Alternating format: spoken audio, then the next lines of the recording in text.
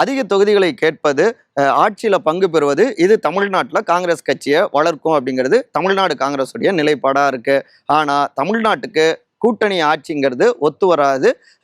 காங்கிரஸ்க்கும் அது தெரியும், திமுகவுக்கும் தெரியும். யாரோ கூட்டணியை உடைக்க சதி செய்கிறாங்க அப்படின்னு அட்டாக் பண்ணியிருந்தாரு முதலமைச்சர் திரு மு.க.ஸ்டாலின்.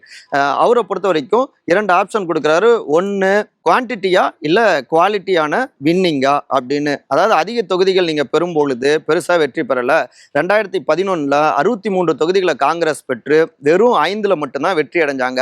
2016 பார்த்தோம்னா 41 தொகுதிகளில் வெறும் 8 எம்எல்ஏக்களை தான் காங்கிரஸ் பெற்றது. அதே நேரத்தில் 2021 25 தொகுதியை மட்டும் பெற்று 18 எம்எல்ஏக்களை காங்கிரஸ் பெற்றது.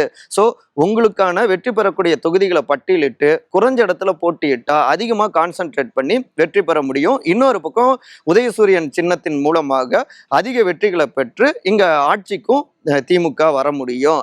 பாஜகவை அவங்க கூட்டணி இங்க உள்ள விடக்கூடாது. அதுதான் ஒரே டார்கெட். நமக்கு புரிஞ்சுக்கோங்க, இங்க ஸ்டேட்ல திமுக வெற்றி அடைஞ்சாதான் ஆல் இண்டியா லெவல்ல அடுத்த கட்ட காங்கிரஸ் பயணத்துக்கு உதவியா இருக்கும் அப்படின்னு ஆப்ஷன்களை கொடுத்துருக்காங்க. இதுக்கு காங்கிரஸ் என்ன சொன்னிச்சு தெரியுங்களா? முழுமையாக இந்த லிங்க்ல இருக்குங்க.